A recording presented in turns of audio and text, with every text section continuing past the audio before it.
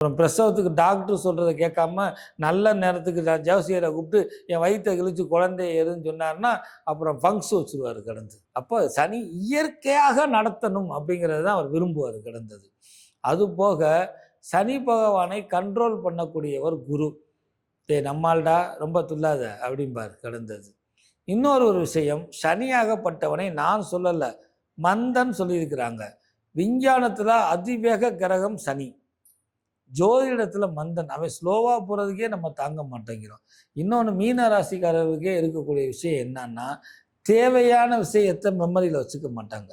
தேவையில்லாத விஷயத்தை மண்டையை போட்டு குழப்பி, அந்த மீன ராசிக்காரர்கிட்ட மூளையை கேட்டோம்னா எப்படா இவனை விட்டு நான் ஓடுவேன்னு சொல்லுமா கடந்து. மூளைக்கு அவ்வளோ வேலை கொடுக்குறவங்க மீனராசிக்காரர்கள். எதற்காக அதை சொல்கிறேன் அப்படின்னா, கெட்டவன் கிட்டடியில் ராஜயோகம். எல்லா அசுப கிரகங்களும் எல்லா நேரமும் கெடுபலனை கொடுக்காது. எந்த அசுப கிரகமாக இருந்தாலும் ராஜ ஈஸ்வர பற்றப்பட்டக்கூடிய கிரகத்துக்கும் தர்ம ஞானம் உண்டு. இதெல்லாம் போக தன்னோட இருக்கக்கூடிய வீட்டில் பவர் அதிகமாக இருக்குது, குருவுடைய வீடாக இருந்தால் அவனை மீறி செயல்படக்கூடிய தன்மை கிடையாது என்பதை தெரிஞ்சு கொள்ளுங்க. இது உங்களுக்கு ஆறுதலுக்காக சொல்லக்கூடிய விஷயங்கள் கிடையாது அது. அப்போ மீனராசிக்காரர்களுக்கு என்ன செய்யும்?